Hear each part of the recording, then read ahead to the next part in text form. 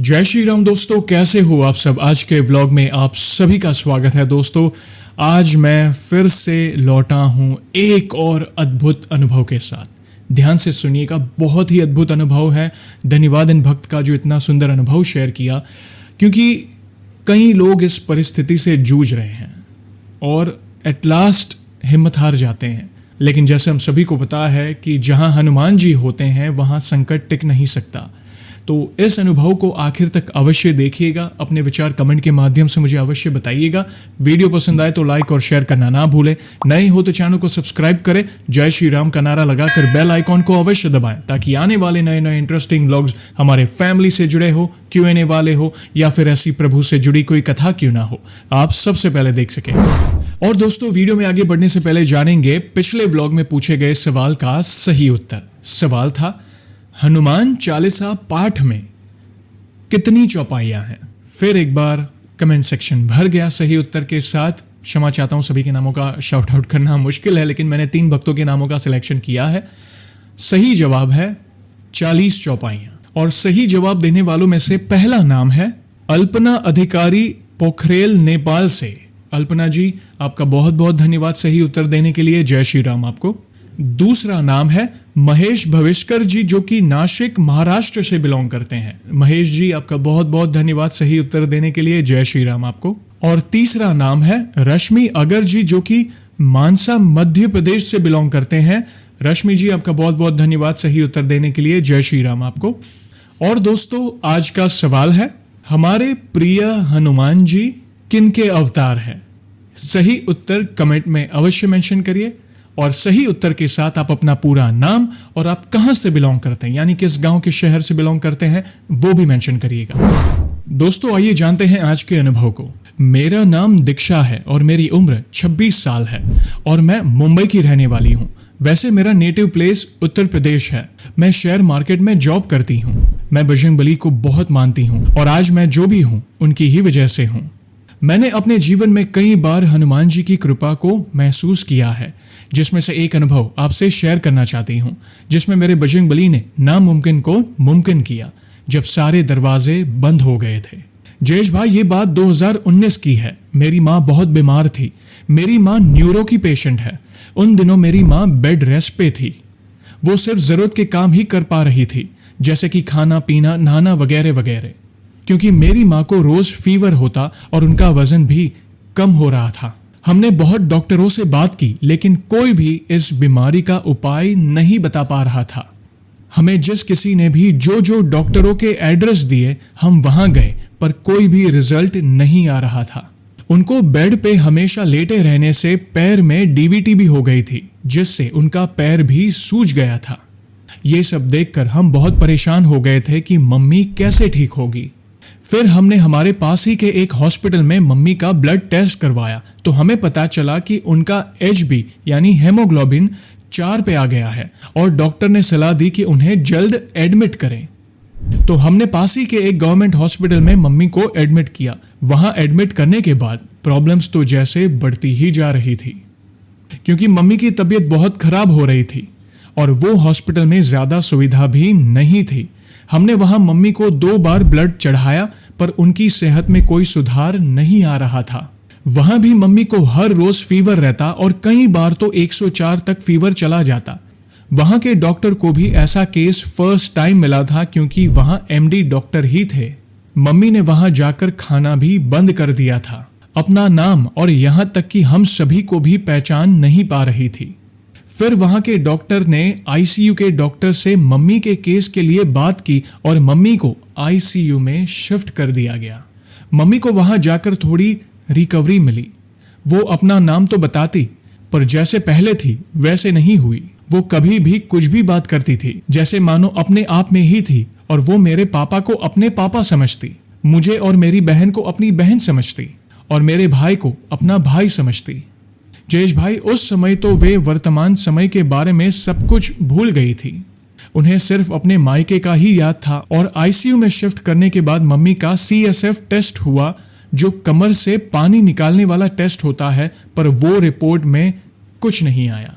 Mummy को fever और DVT की वजह से पैर एकदम सूज गया था और जब वहां से सीनियर डॉक्टर आए तो उन्होंने कहा कि ऐसा केस उनके पास पहली बार आया है और उन लोगों के पास इसका कोई सोल्यूशन नहीं है। फिर उस डॉक्टर ने हमें मुंबई के केईएम हॉस्पिटल जाने की सलाह दी।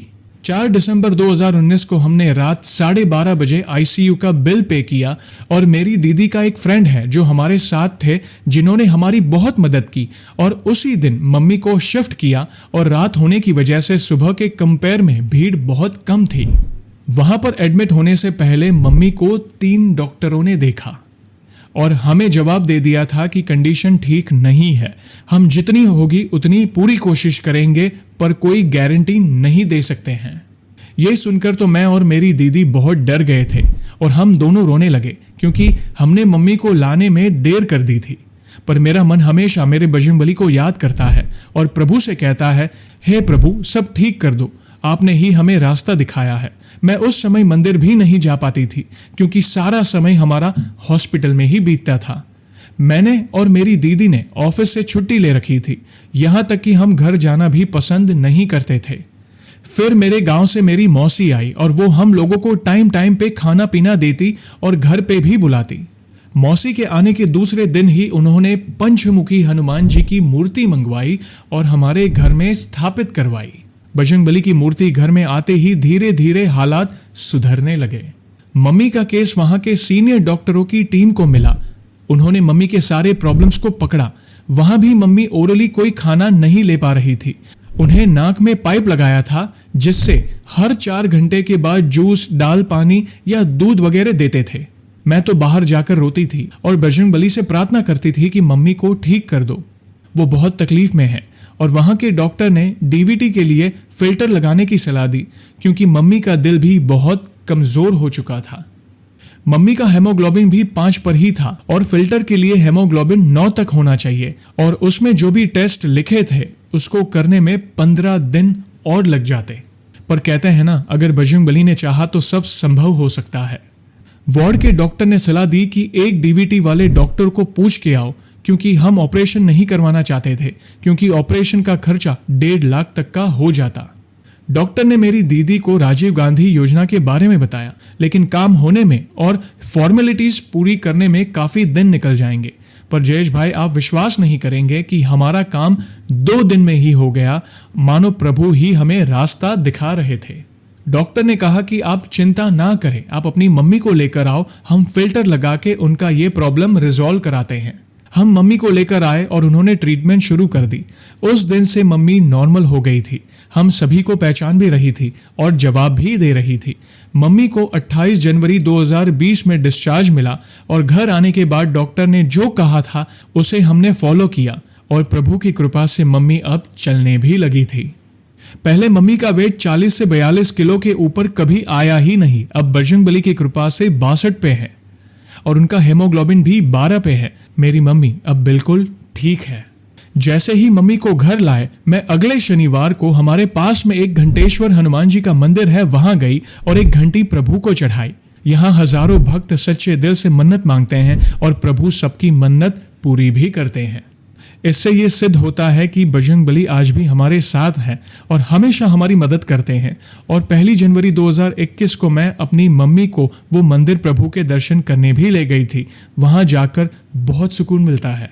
तो दोस्तों, देखा आपने, असंभव को संभव केवल हमारे बजरंगबली ही कर सकते हैं। जिस भी स्थिति में हो, कितना भी बड़ा संकट क्यों ना हो, प्रभु से मदद की गुहार लगाएं। उन्हें सब पता है आपके लिए क्या उचित है, क्या उचित नहीं है। और मैं समझ सकता हूं कि जब माता पिता को जब कुछ होता है तो हमारे पैरों तले ज़मीन हिल जाती है। अच्छा लगा, इतनी पीड़ा को झेलने के बाद आपकी मम्मी फिर से चलने फिरने लगी, ठीक हो गई, और ये सब प्रभु की कृपा से हुआ है। बहुत अच्छा लगा जानकर बहन, बहुत सुंदर अनुभव आपने शेयर किया।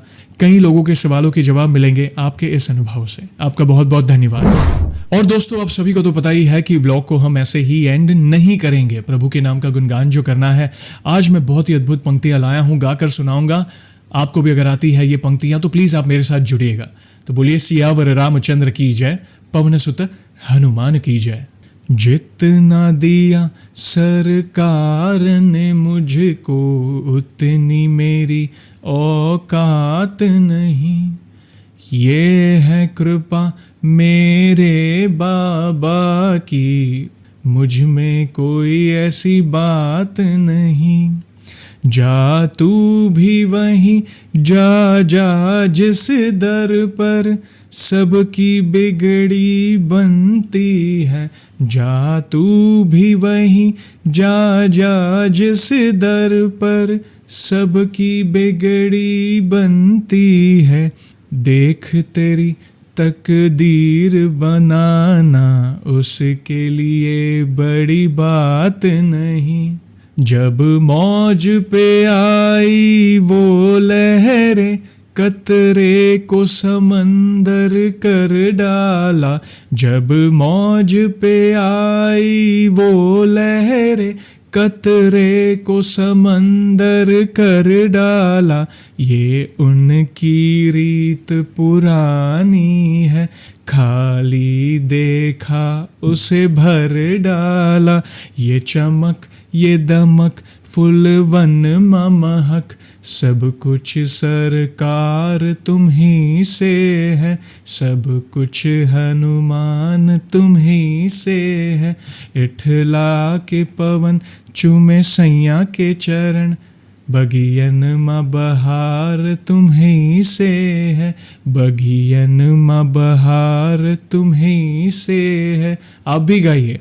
ये चमक ये दमक फुलवन महक सब कुछ सरकार तुम ही से है।